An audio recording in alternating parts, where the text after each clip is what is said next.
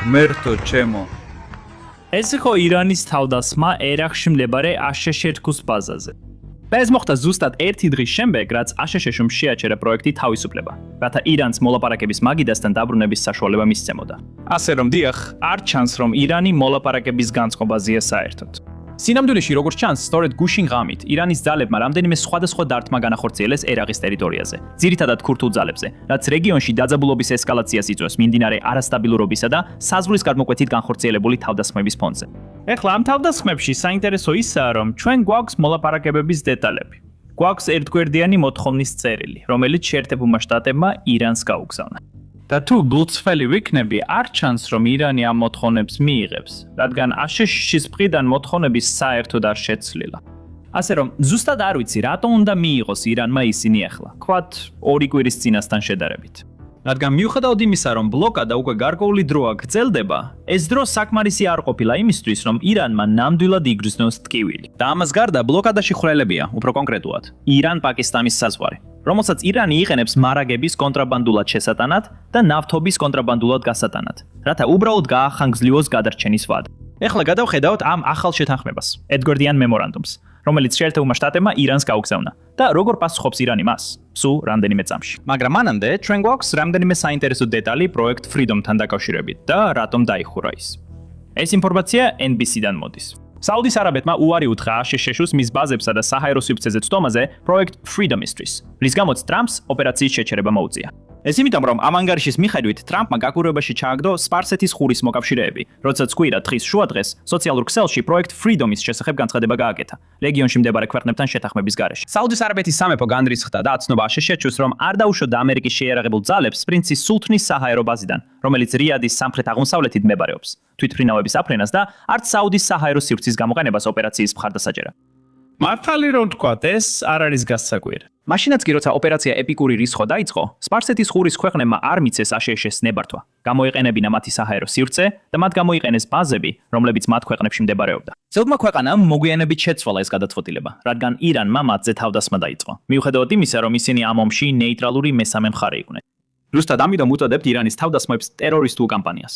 მათ სურდათ რეგიონი ალში გაეხვიათ, რადგან ირანის რეჟიმმა გააცნობიერა, რომ ეს იყო მათი გადარჩენის ერთადერთი გზა. ძნელი არ არის ვივარაუდოთ, რომ როდესაც ოპერაცია ეპიკური რისხვა შეწყდა ზავის დროს, იმ ქვეყნებმა, რომლებმაც აშშ-ს მისცეს ნებართვა თავიანთი საჰაერო სივრცის გამოყენებაზე ირანის თავდასხმებზე პასუხად, ეს ნებართვებიც ალბათ ზავთან ერთად შეწყდა. ამიტომ ადმინისტრაციას ალბათ უნდა შეეთანხმებინა სპარსეთის ხურის მოკავშირეებთან, თუ სურდათ, რომ პროექტი თავისუფლება სერიოზული ყოფილიყო. მაგრამ ახლა ვიცით, რომ ის გაუქმდა. და მე მეპარება ეჭვი, რომ ეს ნებართვა დიდად იყო დაკავშირებული ამასთან. მეპარება ეჭვი, რომ ეს იყო მიზეზი, რის გამოც გავაუქმეთ. დარწმუნებული ვარ, ირანთან დაკავშირებით კიდევ რაღაც ხდება მოლაპარაკებებში, რაც იმედია ძალიან მალე კარგ სიახლედ დასრულდება. მაგრამ საუდის არაბეთის მხრიდან აშშ-ისთვის მათი საჰაერო სივრცის გამოყენების ნებართვის არ მიცემა არ უნდა იყოს დიდი სიურპრიზი. ეს იყო საუდის არაბეთის პოზიცია მაშინაც კი, როცა ოპერაცია ეპიკური რისხვა დაიწყო. ეხლა გადავიტანოთ ყურადღება მიმდინარე მოლაპარაკებებზე და იმ მოთხოვნებზე, რომლებიც შეერთებულმა შტატებმა ირანს გაუგზავნა. ეხლა სამწუხაროდ აქედან საქმეები კიდევ უფრევა, რადგან გუშინ ჩვენ გქონდა მოთხოვნების 3 სხვადასხვა სია, რომლებიც 3 სხვადასხვა საინფორმაციო საშუალებამ გაასაჯაროვა. მოდით თითოეულს ცალ-ცალკე განვიხილავთ და ვისაუბრებთ, რომელი უფრო სავარაუდოა და რომელი ნაკლებად. პირველი სია გვაქვს Wall Street Journal-ისგან. და ამ მოთხოვნებში შედის 20 წლიანი გამდიდრების აკრძალვა, ირანმა უნდა გადასცეს მთელი გამდიდრებული ურანი. ირანმა საჯაროდ უნდა განაცხადოს, რომ ბირთვული იარაღს არ ეწევს. ასევე უნდა დაშალოს ფორდო, ნათანზი და ესპაჰანი. ეს 3 ირანული ბირთვული გამდიდრების ობიექტია. ასევე კრძალავს მიწისქვეშა ბირთვულ სამუშაოებს. და ამას გარდა ირანი თან ხდება მოთხოვნისთანავე ინსპექციებსა და დარღვევისთვის სანქციებს. ბევრ მხრივ ეს საკმაოდ კარგი შეთანხმება. სინამდვილეში ეს მართლაც ძალიან კარგი შეთანხმება იქნებოდა. ეხლა რამდენიმე რამ, რაც აქ მაკლია და რაც შეერთებული შტატების მოთხოვნებში იყო ომის დასაწყისში, რა თქმა უნდა ეხება ირანის მიერ ახლო აღმოსავლეთში ისეთი ქსელების დაფინანსებას, როგორიცაა ჰეზბოლა, ჰამასი და ჰუთები. და ამას გარდა არ არის მოთხოვნები ირანის ბალისტიკური რაკეტების პროგრამასთან დაკავშირებით. ამის გარდა, რა თქმა უნდა, ეს 2 დიდი ხარვეზია. მაგრამ ამის გარდა, ეს საკმაოდ კარგი შეთანხმებაა, თუ ირანი დათანხმდება მას. და სწორედ ამიტომ, რადგან ეს საკმაოდ კარგი შეთანხმებაა შეერთებული შტატებისთვის, ძალიან ნაკლებად სავარაუდოა, რომ ირანი რეალურად დათანხმდეს. ეხლა მეორე შეთანხმება, რაც გვაქვს, არის Axios-ისგან. და ეს ცოტა უფრო სავარაუდოდ ჩანს, რომ რაღაც შედეგი მოხვება ამას. მაგრამ მეორეს მხრივ, ეს ნიშნავს, რომ ეს შეთანხმება უკვე აღარ არის ისეთი დადებითი შეერთებული შტატებისთვის. ეხლა სანამ Axios-ის შეთანხმებაზე გადავიდოდეთ, Business Basics უბრალოდ ყველას მოკლედ შეგახსენებთ. ქვემოთ მოწონებისა და გამოწერის ფილაკებს დააჭირეთ. ეს ნამდვილად ეხმარება Business Basics ახალი ამბების გაშუქებისას, განსაკუთრებით YouTube-ის ალგორითმთან დაკავშირებით. და ეხლა გავაგრძელოთ. Axios-ის მიხედვით, თეთრი სახლი მიიჩნევს, რომ ძალიან ახლოსაა ირანთან შეთანხმებასთან ერთგვერდიან ურთიერთგაგების მემორანდუმზე, რომელიც ომს დაასრულებს და უფრო დეტალური ბირთვული მოლაპარაკებებისთვის ჩარჩოს შექმნის. ეხლა მიზეზი, რატომაც ვამბობ, რომ ეს უფრო სავარაუდოა, რომ ხელი მოეწერება, ისაა, რომ ეს რეალურად შეთანხმება არ არის. და სინამდვილეში ეს ზუსტად ისაა, რასაც ირანი ითხოვდა სულ 1 კვირის წინ, ან შეიძლება 5 დღის წინ. ირანი ამბობდა, რომ სურს შეთანხმება, რომელიც მოხსნის ბლოკადას და ისინი გახსნიან ჰორმუზის სრუტეს, ხოლო ბირთვულ საკითხებზე მოლაპარაკებას მომავალში ამჯობინებენ. და გარკვეულწილად ეს ახალი შეთანხმება, რომელზეც Axios-ი ამბობს, რომ თეთრმა სახლმა ირანს წარუდგინა, ფაქტობრივად აძლევს ირანს იმას, რასაც ისინი ითხოვდნენ. ეხლა მე ცოტა პესიმისტურად ვარ ამ შეთანხმების მიმართ, მაგრამ ნება მომეცით ყველა დეტალი გაგაცნოთ. შემდეგ თქვენ შეგიძლიათ გადაწყვიტოთ, რამდენად კარგი შეთანხმებაა ეს ამერიკის მხრიდან. ეხლა ეს შეთანხმება მოითხოვს ირანისგან ბირთვული გამდიდრების მორატორიუმზე ვალდებულების აღებას. ფაქტობრივად, სანამ მოლაპარაკებები მიმდინარეობს, ირანი არ გაამდიდრებს და არ გადაადგილებს არც ბირთვულ აღჭურვილობას და არც ბირთვულ ურანს, რაც აქვს. და ამის სანაცვლოდ აშშ თან ხდება სანქციების მოხსნას და მილიარდობით დოლარის გაყინული ირანული თანხების გამბლოკვას. და რა თქმა უნდა, ორივე მხარე ასევე დაეთანხმება ბლოკადის მოხსნას და ჰორმუზის სრუტეში ტრანზიტის ჩვეულებრივ გაგრძელებას. მნიშვნელოვანი აღინიშნოს, რომ ამ ურთიერთგაგების მემორანდუმის მიხედვით ეს ყველაფერი ხდება მანამდე, სანამ გრძელვადიან სამშვიდობო შეთანხმებაზე მოლაპარაკებები დაიწყება. ასე რომ თქვათ, მომდევნო 48 საათში ეს ურთიერთგაგების მემორანდუმი ხელმოწერილია. ეს ნიშნავს, რომ ირანი თან ხდება იქ მოცემულ ყველა სხვა პუნქტს, რომელთაც ახლავე გადავხედოთ. და როგორც კი ეს ხელმოწერილი იქნება, ჰორმუზის სრუტე ისევ გაიხსნება, ირანი მიიღებს ფულს და შემდეგ დაიწყება მოლაპარაკებები. ასე რომ, ჩემთვის ეს ნიშნავს, რომ ირანს ბევრად უფრო მეტ ნდობას უცხადებენ, ვიდრე იმსახურებს. სამხედრო თვალსაზრისით, ირანს ამ ომში რეალურად არაფერი მიუღწევია იმისთვის, რომ შეერთებული შტატებისგან ამდენი დათმობა მიიღოს. სულ 1 კვირის წინ აშშ ამბობდა, რომ თუ სანქციების მოხსნა გსურთ, საჭიროა სამშვიდობო შეთანხმება. თუ გაყინულ ფონდებზე წვდომა გსურთ, თუ გსურთ ეს ირანული გაყინული თანხები, საჭიროა გრძელვადიანი შეთანხმება. და ეხლა მზად ვართ ეს ყველაფერი მივცეთ მათ, მაშინაც კი, როცა სამშვიდობო შეთანხმება ჯერ არ არის ხელმოწერილი. ეხლა ურთიერთგაგების მემორანდუმის მეორე ნაწილი ისაა, რომ ის დაასრულებს ომს რეგიონში, მაგრამ ახალ ათლას დაიწყებს. ეს ნიშნავს, რომ დაიწყება 30 დღიანი მოლაპარაკებების პერიოდი, რომლის განმავლობაში საჭიროა დეტალური შეთანხმების მიღწევა. ეს შეთანხმება უნდა იყოს მიმართული ირანის ბირთვული პროგრამის შეზღუდვაზე. ვარაუდობ, რომ თუ შეთანხმება 30 დღეში არ შედგება, ომი განახლდება. მაგრამ თუ გულწრფელი ვიქნები, თუ რეალისტურად შევხედავ, ეს სინამდვილეში ნიშნავს იმას, რომ თუ ურთიერთგაგების მემორანდუმი გაფორმდება და 30 დღეში შეთანხმება არ შედგება, ეს ვადა ალბათ ისევ გახანგრძლივდება. როგორც იცით, უკვე ბევრჯერ ნახეთ ვადის გახანგრძლივება ამ ომში. უკვე რამდენჯერმე ცეცხლის შეწვდის დროსაც. ეხლა ამ ურთიერთგაგების მემორანდუმის საუკეთესო ნაწილი, სულ მცირე ჩემი თვალსაზრისით, ისაა, რომ რამდენიმე წყარო უთხრა Axios, რომ ირანი დათანხმდება გაატანოს თავისი გამდიდრებული ურანი ქვეყნის გარეთ, თუ ამ დოკუმენტს მოაწერენ ხელს. ეს ის საკითხია, რაზეც ირანმა ძალიან საჯაროდ განაცხადა, რომ არ დათანხმდება. და თუნდაც ის ფრაქცია, რომელიც აშშ-სთან მოლაპარაკებებს აწარმოებს, თქვას, რომ ამას გააკეთებენ, მე ვფიქრობ, რომ ISDC ალბათ არ მისცემს მათ ამის გაკეთების უფლებას. ცი. მაგრამ მიუხედავად ამისა, თუ ურთიერთგაგების მემორანდუმი გაფორმდება და ირანი დათანხმდება გამდიდრებული ურანის გადაცემას, ეს მაინც იმუშავებს. მიუხედავად ყველა იმ დათმობისა, რასაც აშშ აკეთებს, ეს მაინც ძალიან პოზიტიური რამ იქნება. ასე რომ, თუ ეს მართლაც მოხდება და ირანი მართლაც დათმობს გამდიდრებულ ურანს, ეს ისეთი ცუდი არ იქნება, როგორც შეიძლებოდა ყოფილიყო. ამ ყველაფერთან ერთად, New York Post-ი ასევე იუწყება, რომ პაკისტანელი შუამავლები, რომლებიც უბრალოდ შეერთებულ შტატებსა და ირანს შორის გზავნილებს გადასცემენ, ადასტურებენ, რომ დოკუმენტის რამდენიმე ვერსია არსებობს. და მე ნამდვილად არ ვიცი, რას ნიშნავს ეს. აშშ თავად აგზავნის დოკუმენტის რაკუმენტის რამდენიმე ვერსიას. თუ ეს ნიშნავს, რომ ერთი ვერსია ირანიდან მოდის და ერთი ვერსია შეერთებულ შტატებიდან, მაგრამ მიუხედავად ამისა, არსებობს რამდენიმე ვერსია და არ ვიცი, რომელი მათგანია საჯარო. ასე რომ, არ ვიცი, რომელ ვერსიაზე წერს Axios-ი. მაგრამ თუ შეთანხმება 48 საათში გაფორმდება, ეს არის ვადა, რომელიც Axios-ის თქმით ირანს აქვს. დეტალებს იმედია მაშინ გავიგებთ, როცა შეთანხმება გაფორმდება. ეხლა, პრეზიდენტი ტრამპი ალბათ თვითონაც იცის, რომ ნაკლებად სავარაუდოა ძალიან მალე შეთანხმება შედგეს, რადგან ეს განცხადება მან გუშინ დილით გაავრცელა. თუ ვივარაუდებთ, რომ ირანი დათანხმდება იმაზე, რაზეც უკვე შეთანხმდნენ, რაც შეიძლება დიდი ვარაუდია, უკვე ლეგენდარული ოპერაცია ეპიკური რისხვა დასრულდება და ძალიან ეფექტური ბლოკადა მოიხსნება, რაც ჰორმუზის სრუტის ყველასთვის, მათ შორის ირანისთვისაც, გახსნას უზრუნველყოფს. თუ ისინი არ დათანხმდებიან, დაბომბვა დაიწყება. და სამწუხაროდ, ეს იქნება ბევრად უფრო მაღალი დონით და ინტენსივობით, ვიდრე ოდესმე ყოფილა. ასე რომ, თვითონ ტრამპი ელოდება, რომ შეიძლება ეს მოლაპარაკებები არსად წავიდეს. და სწორედ აქ არის მნიშვნელოვანი აღნიშნოთ, რომ სულ გუშინ ირანის საგარეო საქმეთა მინისტრი ჩინეთში ჩავიდა. იყო იმედი, რომ იქნებ ჩინელებმა შეძლონ ირანის დარწმუნება, რომ რაღაც შეთანხმებას დათანხმდეს. და ამას გარდა, ეს არის რაღაც, რასაც ბევრი ადამიანი ყურადღებას არ აქცევს. ტრამპს აქვს აგეგმილი ვიზიტი ჩინეთში, რომელიც 15 მაისს გაიმართება. ეს ვიზიტი აპრილში უნდა გამართულიყო, როგორც მახსოვს, მაგრამ არ გაიმართა ოპერაცია ეპიკური რისხვის გამო. ის გადაიდო 15 მაისამდე. როცა ვიზიტი გადაიდო, პრეზიდენტი ტრამპი ნამდვილად იმედოვნებდა, რომ ირანში მიმდინარე ოპერაცია ამ დროისთვის დასრულებული იქნებოდა. ყველაფერი მოგვარებული და დასრულებული იქნებოდა.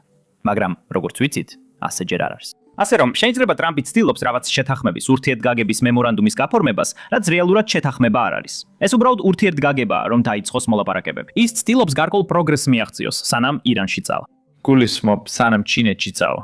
რადგან, რა თქმა უნდა, ჩინეთი ძალიან ძლიერი ქვეყანაა და შეერთებული შტატები დიდ კონკურენციაშია ჩინეთთან. იმისთვის, რომ ჩინეთი დანარჩენ მსოფლიოზე არ გაბატონდეს, როგორც ისინი ბოლო 10 წლის განმავლობაში ან შეიძლება 200 წლეულის განმავლობაში ცდილობენ. ამიტომ, ამერიკის შეერთებული შტატების თვალსაზრისით ეს შეხვედრა ძალიან მნიშვნელოვანია და მათ სურთ ყურადღება გაამახვილონ სხვა მრავალ ასპექტზე, რომლებშიც აშშ-ში და ჩინეთი ერთმანეთს ეჯიბრებიან. შეიძლება ის იყოს BAI, შეიძლება ის იყოს სამხრეთ-აღმოსავლეთ აზია, შეიძლება ის იყოს ჩინეთის ზღვა.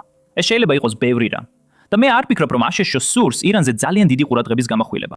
და სწორედ ამიტომ სურთ, რომ ირანთან შეთანხმება შეძლების დაგვარად დაასრულონ, სანამ ეს შეხვედრა გაიმართება. პირადად მე არ ვარ დარწმუნებული, რომ ეს მოხდება, თუ გავითვალისწინებ, როგორ აწარმოებენ ირანელები მოლაპარაკებებს. მაგრამ ვფიქრობ, ეს არის ის, რის იმედიც შეერთებულ შტატებს აქვს. ეხლა, პრეზიდენტმა ტრამპმა ასევე განუცხადა New York Post-ს, რომ ნაკლებად სავარაუდოა მოლაპარაკების შეხვედრა უახლოეს მომავალში გაიმართოს. მოусმინეთ. ეს New York Post-ის რეპორტაჟი.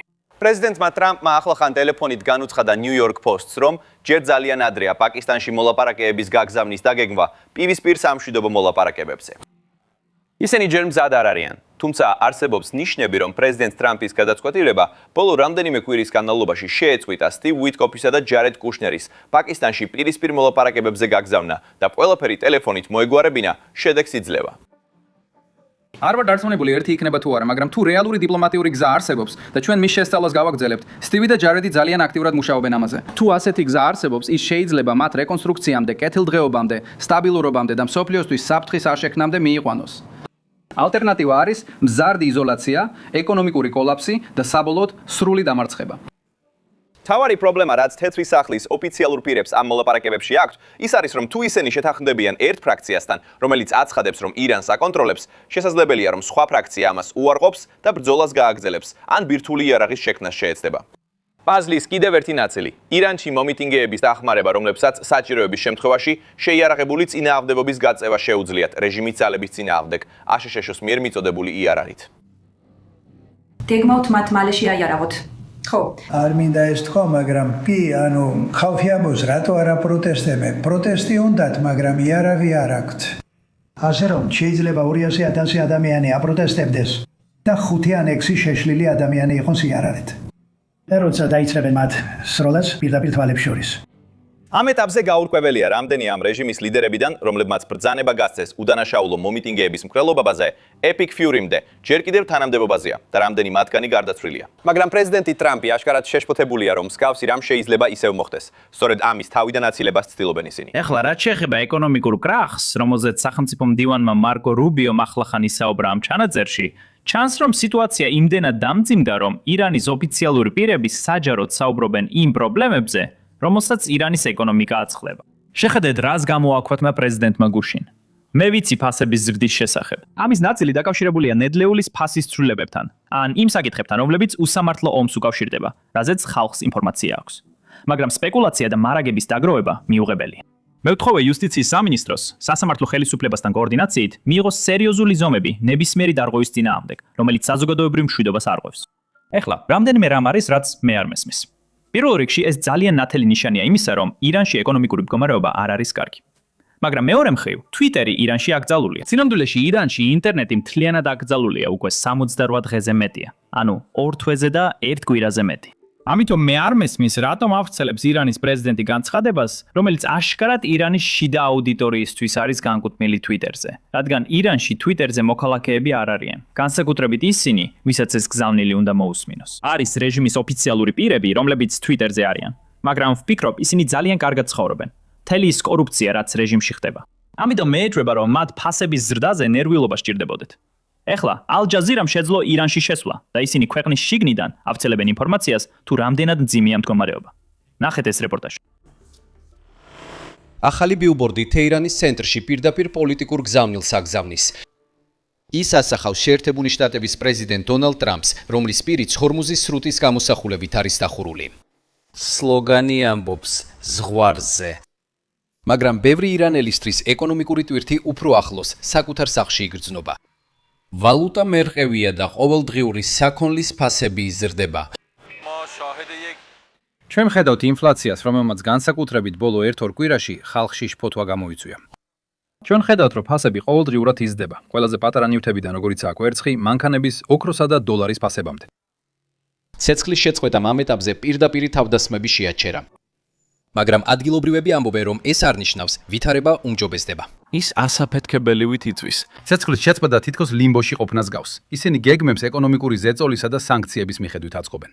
და ცეცხლის შეწყვეტა ირანის ხალხისთვის საზიანოა. მაღაზიის მფლობელებს ეშინიათ, რომ თუნდაც ომი მალე დასრულდეს, ზიანი უკვე მიყენებულია. ეკონომიკური მდგომარეობა საშინლად მძიმეა. თუ კი აღდგენას შეუძლებთაც კი ეკონომიკის გაუმჯობესებას შეიძლება 10-დან 15 წლამდე დასჭირდეს. ზოგ ირანელს ასევე ეპარება ეჭვი, რომ მოლაპარაკებების სწრაფ გადაწყვეტას მოიტანს. მათთან მოლაპარაკებები არსად მიგვიყვანს. მთავარი პრობლემა ის ზიანია, რომელსაც ჩვენ თვითონ ვიღებთ. პატარა ბიზნესები ამბობენ, რომ სანქციებმა ისედაც რთული მდგომარეობა კიდევ უფრო გაუარესა. ცეცხლის შეწყვეტამდე ჩვენ ისედაც სუსტი ეკონომიკა გქონდა და ჩვენი მდგომარეობა კიდევ უფრო გაუარესდა. არაფერი გაუმჯობესებულა. აქ ბევრი ადამიანი ამბობს, რომ ბრძოლების შეჩერება დიდი მეც არ იძლევა. ომის განახლების შესაძლებლობა ძალიან მაღალია, მაგრამ იმედი მაქვს ასე არ მოხდება. ხალხი ამას არ იმსახურებს. რატომ აჩვენებს თეირანი ნებისყოფას და ჯერჯერობით იცავს ცეცხლის შეწყვეტას? აქ ბევრი ფიქრობს, რომ ეკონომიკური სირთულეები შეიძლება ბრძოლაზე დიდხანს გაგრძელდეს. ბევრი ირანელისთვის ყოველდღიური ცხოვრება ჯერ კიდევ ვერ დაუბრუნდა ნამდვილი სტაბილურობას და ისინი კვლავ ელოდებიან მნიშვნელოვან ეკონომიკურ შრებას. ეხლა რომ გავიგოთ, რატო იქცევა ირანი ასე დღეს, უნდა დავბრუნდეთ უკან და ვნახოთ, როგორ მივიდა ირანი დღევანდელ მდგომარეობამდე. ეს მხოლოდ 1979 წლამდე დაბრუნებას არ ნიშნავს, როცა ისლამური რევოლუცია მოხდა. სინამდვილეში კიდევ უფრო უკან უნდა დავბრუნდეთ. მე-19 საუკუნეში, როცა ყაჯართა დინასტია მართავდა ირანს. და დავაკვირდეთ, როგორ ახდენს იმდროინდელი მმართველი კლასის გადაწყვეტილებები დღემდე გავლენას ირანზე. აბა, რა გონიათ? ზუსტად ამას ვაკეთებთ ჩვენს მრავალნაცილიან პოდკასტში, რომელიც დღეს გამოვიდა. ასე რომ თუ თქვენ დაინტერესებული ხართ ირანის ისტორიით და იმით თუ როგორ მივედით დღევანდელ მდგომარეობამდე, აუცილებლად მოусმინეთ. შეგიძლიათ უყუროთ მას აღწერაში მოცემულ გმულებზე დაჭერით, ან უბრალოდ დააჭიროთ ეკრანზე გამოსახულ ვიდეოს. ანუ დააჭიროთ ეკრანის ბოლოს გამოჩენილ ვიდეოს.